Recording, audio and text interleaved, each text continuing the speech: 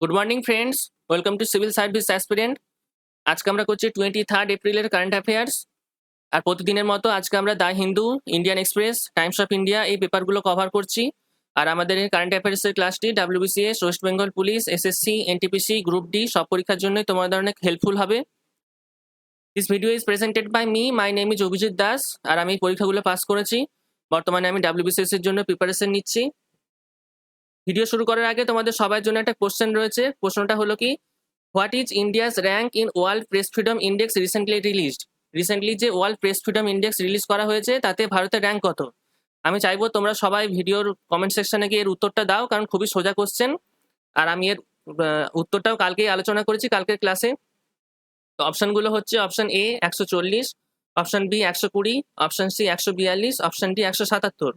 তোমরা সবাই কমেন্ট সেকশনে গিয়ে উত্তরটা দাও, এর সঠিক উত্তরটা আমি ভিডিওর শেষে দিচ্ছি। ঠিক আছে, তাহলে আজকে ক্লাস শুরু করছি। আমাদের প্রথম নিউজটা হচ্ছে, 4 স্টেটস অ্যানাউন্স ফ্রি কোভিড-19, এখানে 10 হয়ে গেছে, কোভিড-19 ভ্যাকসিনেশন। আমাদের দেশে 4টে রাজ্য তারা কি ঘোষণা করেছে যে না, তারা এবার ফ্রিতে কোভিড-19 ভ্যাকসিনেশন করবে তাদের রাজ্যের মানুষদেরকে। সেই রাজ্যগুলো কি কি না, Assam, Uttar Pradesh, Madhya Pradesh and Chhattisgarh have decided to provide free vaccines to all from the age of 18 years. 18 বছরের ঊর্ধ্বে যত মানুষ সেই সব রাজ্যগুলোতে রয়েছে তারা চেষ্টা করবে কি না, ফ্রিতে সেই সব রাজ্যের মানুষগুলোকে তারা ভ্যাকসিনেশন দেওয়ার চেষ্টা করবে। রাজ্যগুলো হচ্ছে কি, আসাম, উত্তরপ্রদেশ, মধ্যপ্রদেশ এবং ছত্তিশগড়। শুধু এই 4টে রাজ্যের নাম খেয়াল রাখবে, তাহলেই হবে। নেক্সট নিউজ হচ্ছে, former Assam CM Bhumidhar Barman dies. আগের আসামের যে চিফ মিনিস্টার ছিলেন, আগের বলতে জাস্ট এর আগেই না, তবে ফরমার আর কি, আগের সিএম মিনিস্টার ভূমিধর বর্মন তিনি মারা গেছেন। Former Assam CM Bhumidhar Barman passed away recently. He was from the Congress party. Actually তিনি ছিলেন কংগ্রেস পার্টির একজন নেতা এবং তিনি আসামের ফরমার মুখ্যমন্ত্রী ছিলেন। তার নাম হচ্ছে কি ভূমিধর বর্মন। নেক্সট নিউজ হচ্ছে, UK to launch global partnership. UK কি করছে, একটি গ্লোবাল পার্টনারশিপ লঞ্চ করেছে। নিউজটা কি আছে দেখে নি। The UK government will launch a new pandemic preparedness partnership to save lives from future diseases and prevent another global pandemic. তারা কি চেষ্টা করছে না, তাদের নিজেদের মধ্যে একটা পার্টনারশিপ এবং বিভিন্ন আলোচনা করে বিভিন্ন দেশের সাথে একটা পার্টনারশিপ লঞ্চ করার চেষ্টা করছে, যাতে করে কি হবে, সবাই মিলে কোলাবোরেশন করে ভবিষ্যতে যাতে এরকম এখন যে প্যান্ডেমিক চলছে এরকম ভবিষ্যতে আর যখন কখনো যাতে এরকম ভাবে কোনো প্যান্ডেমিক ছড়িয়ে না পড়ে, আর যদি ছড়িয়েও পড়ে তখন কিভাবে আমরা রিয়াক্ট করবো, কিভাবে নিজেদেরকে প্রিপেয়ার করবো, সেই নিয়ে আমরা এখন থেকে প্রস্তুত হওয়ার চেষ্টা করছি। Doctor Soumya Swaminathan, the chief scientist at the who, will B a member of this initiative. এমনকি যেটা আমাদের ওয়ার্ল্ড হেলথ অর্গানাইজেশন হু, তার একজন যে চিফ সায়েন্টিস্ট রয়েছেন, প্রধান যে সেখানকার যে সায়েন্টিস্ট রয়েছেন, তার নাম হচ্ছে ডক্টর সৌম্য স্বামীনাথন। ইনি একজন ভারতীয়। তিনিও এই যে একটা পার্টনারশিপ হতে যাচ্ছে, গ্লোবাল পার্টনারশিপ ইউকেতে, সেখানে তিনি একজন মেম্বার হিসেবে থাকবেন। নেক্সট নিউজ হচ্ছে, India get selected to 3 UN ECOSOC bodies.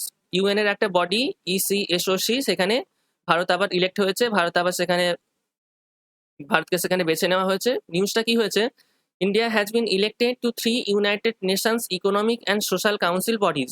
তাহলে এই যে ইসিএসওসি, এর অ্যাকচুয়ালি ফুল ফর্মটা হচ্ছে United Nations economic and social council bodies. সেখানে আবার ভারতকে বেছে নেওয়া হয়েছে, ইলেক্ট করে নেওয়া হয়েছে। India is a member of United Nations commission on status for women for 4 years. এমনকি ইউনাইটেড নেশনে যে ওমেনদের জন্য একটা যে জায়গা রয়েছে, সেটা হচ্ছে কি United Nations commission on status for women.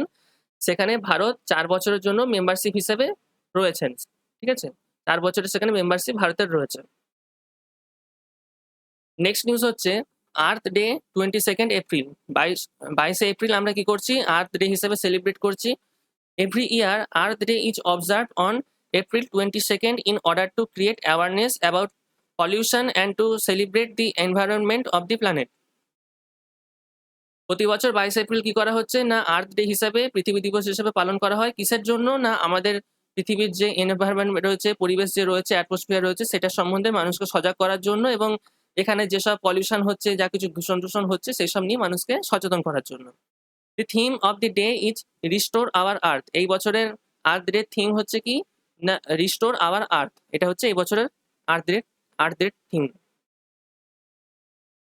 Next news হচ্ছে, সাউথ আফ্রিকার table mountain ravaged by fire. South আফ্রিকার একটা মাউন্টেন, সেটার নাম হচ্ছে কি টেবিল মাউন্টেন। এটা অ্যাকচুয়ালি সেখানকার একটা ন্যাশনাল পার্ক। সেটা কি হয়েছে না, সেখানে প্রচুর পরিমাণে ভয়াবহ অগ্নিকাণ্ড ঘটেছে। নিউজটা হচ্ছে কি, an out of control fire broke out inside Cape Town Table Mountain National Park. সেখানকার যে একটা শহর রয়েছে সেটার নাম হচ্ছে কেপ টাউন। সেখানে যে একটা ন্যাশনাল পার্ক সেটা হচ্ছে কি টেবিল মাউন্টেন। সেখানে ভয়াবহ এখন অগ্নিকাণ্ড হয়েছে। Table mountain is a protected conservation area in one of south আফ্রিকাস iconic tourist attraction. এমনকি এই ন্যাশনাল পার্কটা হচ্ছে কি সেখানকার একটা কনজার্ভ এরিয়া তো হবেই, যখন সেটা একটা ন্যাশনাল পার্ক, এবং সেটা সেখানকার একটা খুবই একটা বিখ্যাত টুরিস্ট অ্যাট্রাকশনের স্পটও। তো তোমরা দেখতে পাচ্ছ যেই এবছর গরম পড়তে শুরু করেছে, বিভিন্ন জায়গায় আগুন ধরার কাণ্ডখানা শুরু হয়ে গেছে। আমাদের দেশে তো শুরু হয়েই গেছে, উত্তরাখণ্ড তার মুখ্য উদাহরণ। নেক্সট নিউজ হচ্ছে প্রিয়াঙ্কা মোহিতে স্কেল মাউন্টেন অন্নপূর্ণা। প্রিয়াঙ্কা মোহিতে তিনি কি করেছেন না, মাউন্ট অন্নপূর্ণাতে চড়েছেন। Priyanka Mohite from Satara in western Maharashtra has scaled mount Annapurna, the 10th highest mountain peak in the world. Priyanka Mohite কি করেছেন, তিনি সাতারার একজন বাসিন্দা মহারাষ্ট্রে। তিনি কি করেছেন না, মাউন্ট অন্নপূর্ণা, যেটা কিনা আমাদের দেশের না, আমাদের পৃথিবীর 10th সব থেকে হাইয়েস্ট মাউন্টেন উচ্চতার দিক থেকে, সেটাকে তিনি স্কেল করেছেন, সেটাকে তিনি জয় করে নিয়েছেন। She has become the first Indian woman climber to achieve the feat. তিনি হচ্ছেন প্রথম ভারতীয় মহিলা যিনি কিনা এই কাণ্ডটি করেছেন। It is located in Nepal. It is বলতে এই মাউন্ট অন্নপূর্ণা এটা কোথায় রয়েছে না, নেপালে অবস্থিত। অ্যাকচুয়ালি এটাও একটা ওই আমাদের যে হিমালয় মাউন্টেন রয়েছে তারই একটা অংশ। নেক্সট নিউজ হচ্ছে famous qawwali singer Farid Saberi passes away. Farid Saberi of the famous Saberi brothers duo passed away. Actually এরা হচ্ছে দুজন ভাই ছিল, ফরিদ সাবেরি। এই সাবেরি ব্রাদার্স এদেরকে বলা হয়। ইনি হচ্ছেন একজন কোয়ালি সিঙ্গার। কোয়ালি হচ্ছে একটা গানেরই একটা বলতে পারো এক ধরনের গান, ঠিক আছে। তো তিনি রিসেন্টলি মারা গেছেন। তো শুধু খেয়াল রাখবে, যদি প্রশ্ন করে যে ফরিদ সাবেরি তিনি কোন ধরনের জিনিসের সাথে যুক্ত ছিলেন, তিনি ছিলেন একজন কাওয়ালি সিঙ্গার। ব্যাস এটুকুই খেয়াল রাখবে, এর থেকে বেশি কিছু প্রশ্ন আসবে না। নেক্সট নিউজ হচ্ছে CAG selected as external auditor by OPCW. আমাদের যে ক্যাগ রয়েছে, কন্ট্রোলার অ্যান্ড অডিটর জেনারেল, তাকে এক্সটার্নাল অডিটর হিসেবে নিয়োগ করা হয়েছে কোথায় না, OPCW. India's controller and auditor general, এটা হবে জিসি হবে, গিরিশচন্দ্র হবে, Girish Chandra Murmu chosen as the external auditor by a prestigious international organization working for the elimination of chemical weapon. Actually OPCW এটা হচ্ছে একটা ইন্টারন্যাশনাল অর্গানাইজেশন, যারা কি কাজ করে না, যে এখন বিভিন্ন দেশ তোমরা দেখতে পাচ্ছ যে কেমিক্যাল যেসব ওয়েপন রয়েছে, কেমিক্যাল যেসব অস্ত্র রয়েছে সেসব নিয়ে কাজ করছে। তো তার সেইগুলো যাতে বাধা দেওয়া হয়, সেগুলো যাতে বিস্তার না হয়, তার রিলেটেড একটা অর্গানাইজেশন। সেখানকার যে অডিটর জেনারেল হিসেবে নিয়োগ করা হয়েছে কাকে না, আমাদের যে কন্ট্রোলার জেনারেল গিরিশচন্দ্র মুর্মু, তাকে। ঠিক আছে। নেক্সট নিউজ হচ্ছে কোভ্যাক্সিন ডেমনস্ট্রেটস 100% এফিসিয়েন্সি। আমাদের ভারত বায়োটেকের তৈরি যে আমাদের একটা দেশীয় একটা যে কোভিড-19 ভ্যাকসিন, সেটা হচ্ছে কোভ্যাক্সিন। সেটা এখন কি করেছে না, তাদের যে থার্ড ফেজের রেজাল্ট বেরিয়েছে তাতে দেখা যাচ্ছে কি না, সেটা 100% এফিসিয়েন্সি শো করছে। Bharat biotech and ICMR have announced result from phase 3 trials of Covaxin. Bharat biotech এবং আইসিএমআর দুজনে মিলে কি করেছে না, কোভ্যাক্সিনের ফেজ 3 এর রেজাল্টে তারা শো করছে the efficacy of the vaccine against severe কোভিড-19 ডিজিজ ওয়াজ 100%।